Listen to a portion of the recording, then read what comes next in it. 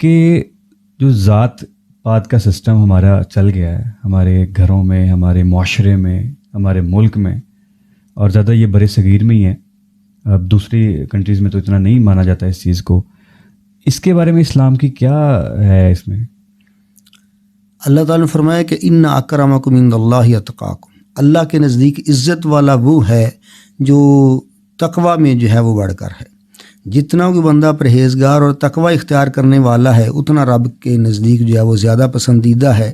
صرف ایک آپ مثال سامنے رکھ لیں کہ جب مکہ فتح ہوا تو وہاں 10,000 صحابہ موجود تھے مکہ کے اندر، لیکن نبی رحمت صلی اللہ علیہ وسلم نے حضرت بلال رضی اللہ تعالیٰ عنہ کو حکم دیا کہ بیت اللہ کی چھت پہ چڑھ کر اذان دو.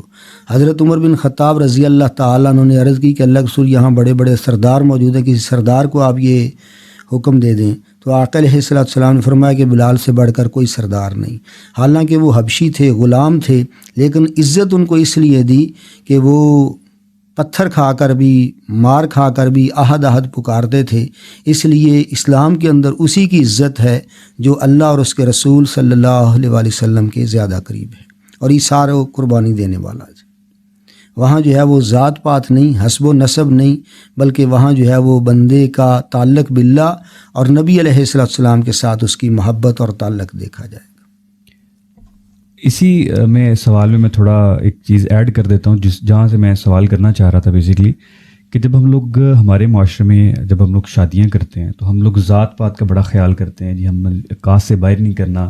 اور اگر کسی سے سوال کیا جائے، کسی مذہبی گھرانے سے سوال کیا جائے تو وہ جواب ہی دیتے ہیں کہ ذات تو صرف آپ کا قبیلہ ہے، اس کے علاوہ کوئی چیز نہیں ہے، اسلام میں اس کی کوئی گنجائش نہیں ہے. لیکن جب شادیوں کی باری آتی ہے تو بہت ساری بیٹیاں بیٹے بن بیاہ بیٹھے رہتے ہیں صرف اس وجہ سے اپنی ذات میں رشتہ نہیں ملتا.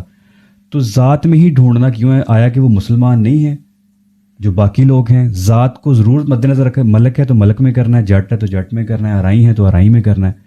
ایسا کیوں ہے؟ اگر اسلام اس چیز سے بالکل آری ہے اور تقویٰ کی بنیاد پر ہے تو ہم لوگ کیوں، ہمارا مذہب یہاں پہ آ کے کیوں سائڈ پہ ہم رکھ دیتے ہیں اور ہم صرف اپنی دنیا داری کو دیکھتے ہیں اور ہم لوگ یہ سوچتے ہیں کہ دنیا کیا کہے گی، لوگ کیا کہیں گے.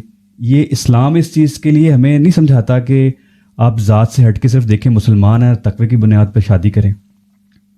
نبی علیہ السلام نے اپنی عزیزہ کی، قریش خاندان کی، حضرت زینب رضی اللہ تعالیٰ عنہ کی شادی حضرت زید بن حارثہ رضی اللہ تعالیٰ عنہ جو غلام تھے اور بکتے بکاتے آئے تھے ان کے ساتھ کی.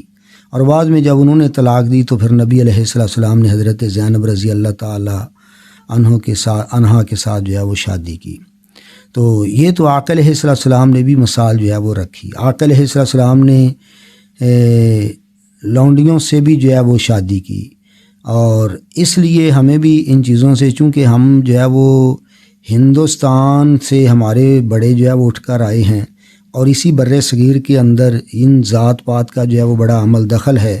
وہ بہت ساری چیزیں ہماری رسومات کے اندر، ہماری خوشی غمی کے اندر یہ چیزیں رچی بسی ہیں اور یہ غلط ہیں.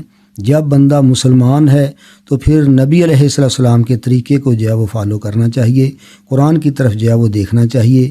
یہ جو بت ہیں ہمارے اندر برادریوں کے اور رسم و رواج کے، ان چیزوں کو جو ہے وہ توڑنا چاہیے.